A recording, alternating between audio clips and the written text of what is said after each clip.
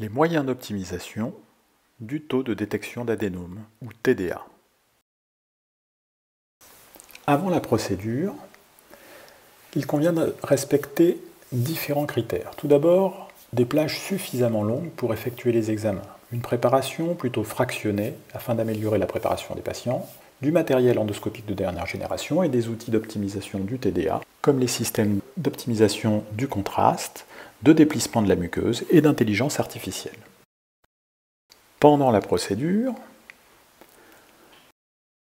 il convient de mettre en début de procédure les dispositifs d'optimisation. Vous voyez ici le système EndoCuff commercialisé par Olympus en France actuellement, qui permet de mieux déplisser les plis. Il faut positionner le patient soit en décubitus latéral, soit en décubitus dorsal, mais avec un écran face à l'opérateur afin que la visualisation de l'examen soit confortable pendant toute la durée de la procédure. Pendant la procédure, il convient également lors de l'intubation par l'endoscope d'optimiser le nettoyage par une pompe systématique de lavage afin d'obtenir, au retrait, un score de Boston supérieur ou égal à 7.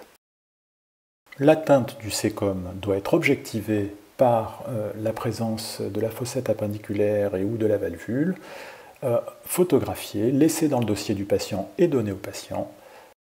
Lors de la descente, il conviendra d'effectuer un temps de retrait suffisant dépassant 6 minutes, selon les recommandations internationales et selon les recommandations françaises, avec une double exploration du côlon droit.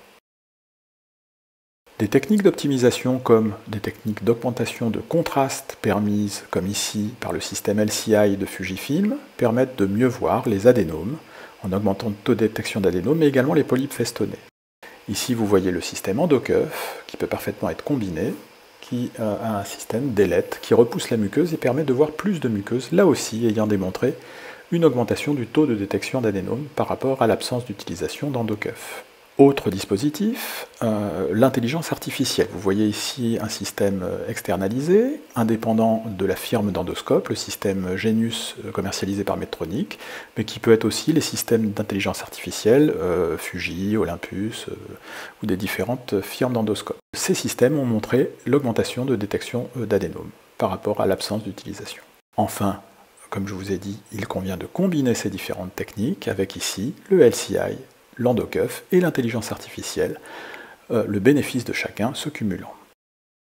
Mes conseils sont donc, pour l'optimisation du taux de détection d'adénome, de programmer des plages suffisamment grandes pour faire ces examens, ne pas être pris par le temps, proposer des prises de préparation fractionnées, un temps de descente que l'on respecte avec 2 minutes par secteur et une double exploration du côlon droit, une pompe de lavage systématique et la combinaison de ces systèmes d'optimisation du TDA.